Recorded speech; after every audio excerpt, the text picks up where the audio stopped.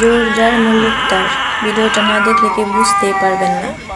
আমি জানতাম এটা আমার ভোলাবালা মেয়ে, কিন্তু আমার এই ভোলাবালা মেয়েটা যে এত ঝগড়া করতে পারে এই ভিডিওটা না দেখলে বুঝতেই পারতাম না। সব সময় আমার মেয়েটা ভোলাবালার মতো থাকে।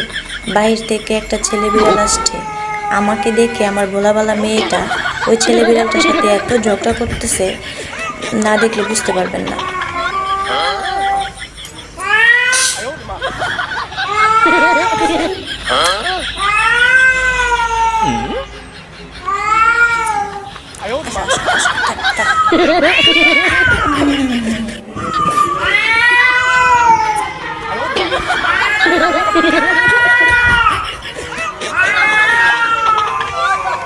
থাক থাক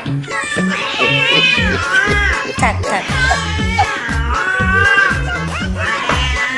আসো আসো থাক।